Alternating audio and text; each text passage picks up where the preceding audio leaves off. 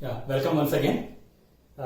In this video, we are going to discuss about how to implement a circular queue of integers using the concept of the structure and pointers.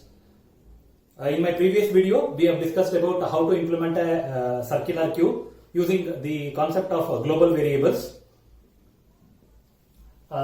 This is almost same to that of what we have done with respect to a stack as well as to a queue. So to start off, we'll have the header files.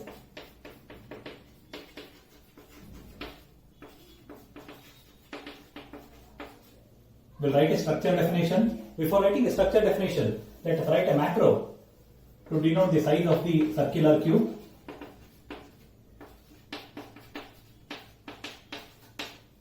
Let us write a structure definition. Struct the queue with two members. The first member, front and rear as integer, and the second member, an integer array by name data of some size. Close the structure definition with a semicolon. Let's write a typedef statement.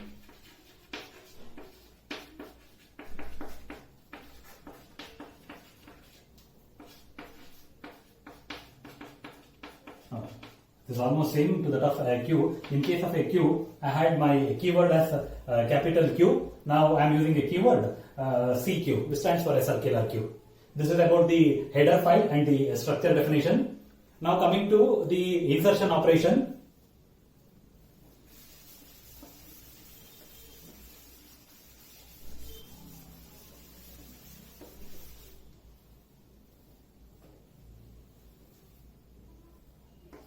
Let me have the insertion operation name as enqueue, the return type of the function as void.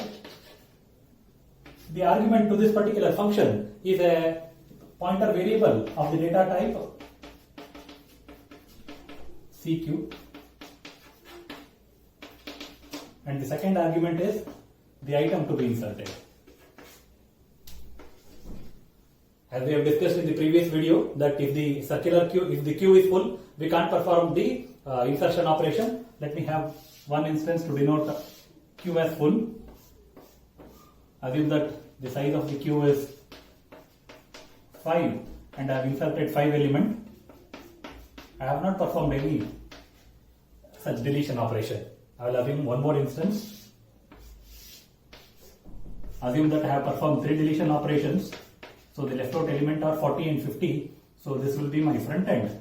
Now as the queue is circular, I can perform 3 more insertion. I am allowed to perform 3 more insertion operation. That is, I can insert 60, 70 and 80. In this case, my rear end is pointing to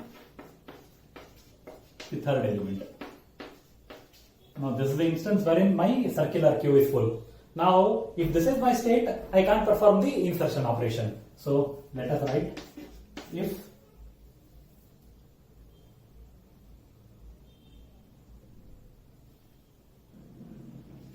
queue of front is equal to queue of rear plus 1 mod size. Printf queue full. Now you can check with this instance as well as this instance. Now in this instance, okay, my R value is 4. So that is 4 plus 1 is 5. 5 mod 5 is 0. So that is my F value. So your F value is 0. Therefore Q is full. In this case, my R value is 2. 2 plus 1 is 3. 3 mod 5 is 3. That is my front end. So my Q is full. Else, if it is not so, we know that the insertion operation can be done by updating the rear end. So Q of rear is equal to Q of rear plus 1. As the queue is circular, we are supposed to perform the mod operation with respect to size. Q of R is equal, Q of rear is equal to Q of rear plus 1 mod size. Now assign the item. Q of data of Q of rear is equal to item. Note that when we are performing the insertion operation for the first time, we need to update the front end also. So therefore it is if q of front is equal to minus 1, q of front is equal to, you can write it as q of front is equal to 0, or you can write q of front is equal to q of front plus 1. Close your else statement and close your function.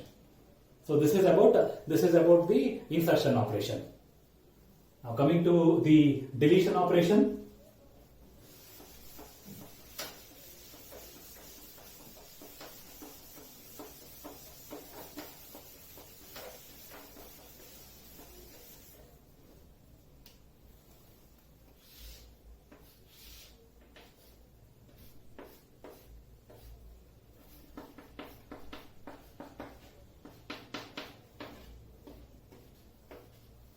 Now in this instance, my queue is empty. On an empty queue, we can't perform the deletion operation. So quickly we'll write that particular condition. Return type as void. Why I am taking the return type of the deletion function as void is we are going to print the deleted element within the function itself.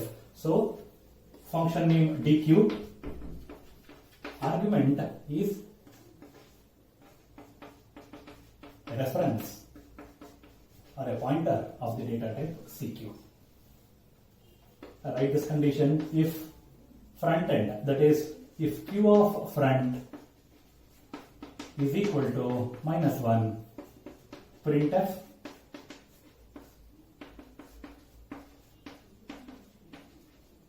q is empty, else I'll assume that this is my queue wherein I have element as 10, 20, 30. This is my front end and this is my rear end. In this case, if I perform a deletion operation, what happens? 10 gets deleted. This 10 will be deleted. 10 gets deleted and my queue looks something like this. I will be left out with 20 and 30. Front end will be pointing here and rear end will be pointing here. That is, in this case, it is just mere updation of my front end. I'll take one more instance.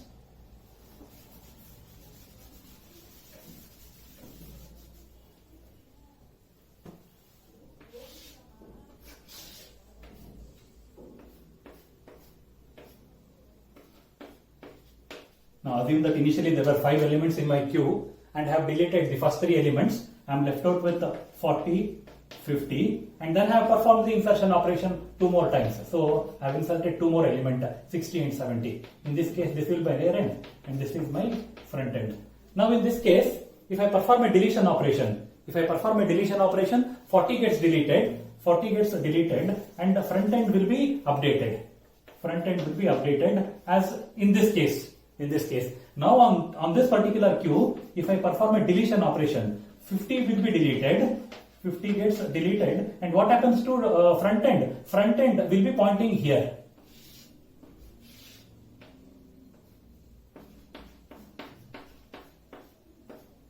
So this will be my front end and this will be my rear end after the deletion of 50. That is, note that whenever we are updating the front end, our front end should be incremented as well as it should be performed a mod operation with respect to size. But whatever it is, here the deletion operation means the element pointed by 40 gets deleted. Here deletion operation in the sense the element pointed by 50 gets, the element pointed by front end gets deleted. So here printf element deleted is %d, which is nothing but q of data of q of front. I'll close my printf function also. Now there was a special case. If you have observed, there was a special case in the sense, if this was my queue with only one element, that is 30, and if there was only one element and both my front end and rear end are pointing to that particular element. Now if I perform a deletion operation on this, 30 gets deleted. 30 will be deleted, and what should happen to my front end and rear end? Front end and rear end should be initialized to their initial values.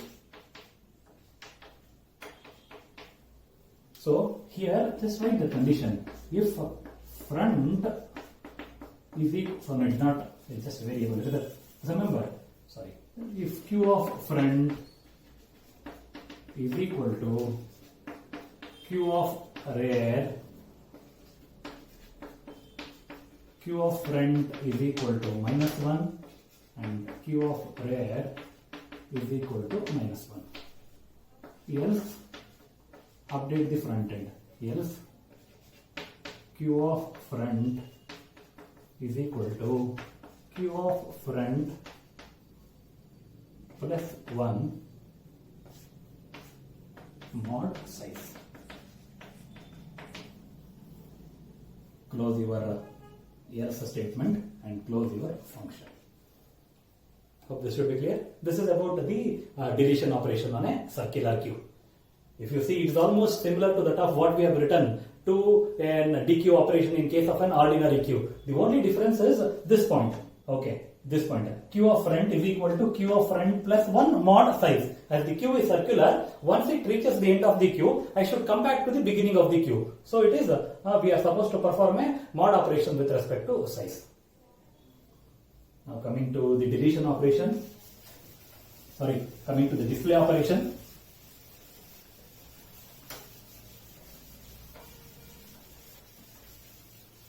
We know that on an empty queue, we can't perform a display operation.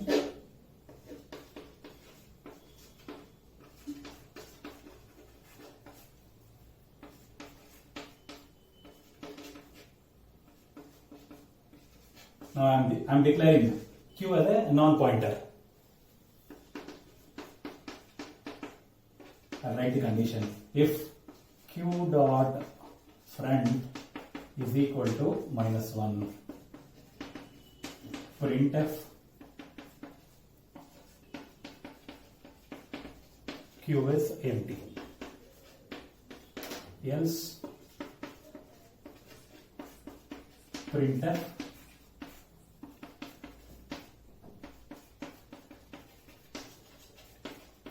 q content are. Take a for loop for I is equal to q dot f, I not equal to q dot r, I is equal to I plus 1 mod size. Please refer my previous video for the display operation. We have written the display function there. I have explained why this is I is equal to I mod I plus 1 mod size. So printf %d a tab space q dot data of I. In this for loop, what happens is all the elements from front end up to rear end -1. That means the element pointed by rear end will not be displayed. So we'll have an additional statement, additional printf. Printf %d a tab space q of data of I. Close your else, close your function. Hope this is clear. This is about the display operation. Now the main function. If you see the main function, in the main function we have declared two variables, one for the choice and one more for the element to be inserted. I have declared a variable q of the data type circular queue, CQ, and I have initialized both the front end as well as the rear end to -1. Now in the for loop, there is a menu for insertion, deletion, display, and to terminate the program. I am reading the choice, and then with the help of the switch statement, I am deciding what needs to be done. If the option is 1, then it is for insertion operation. If you see, I am reading the element to be inserted. After reading the element to be inserted, I am calling the enqueue function. If you note, we have written the enqueue function with two arguments. The first argument was a pointer, so hence it is ampersand of q, and the second argument was an integer, that is the element that needs to be inserted onto the queue. That was my item, so this is item. I am coming out of case 1 with the help of the break statement. Case 2 is for a deletion operation. If you remember, the deletion operation or the deletion function name was the dq, and it was written with one argument, that is the pointer to the variable q. Hence, okay, it is ampersand of q. Now case 3 is for display operation. If you remember display operation, argument was only one argument which was a non-pointer. Hence the variable q is directly passed to this display function.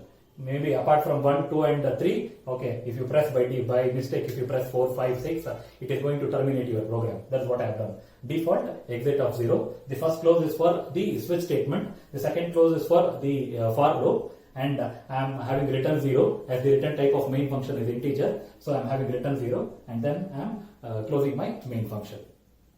Hope the concept is clear. This is about how to implement a circular queue of integers using pointers and structures. Thank you.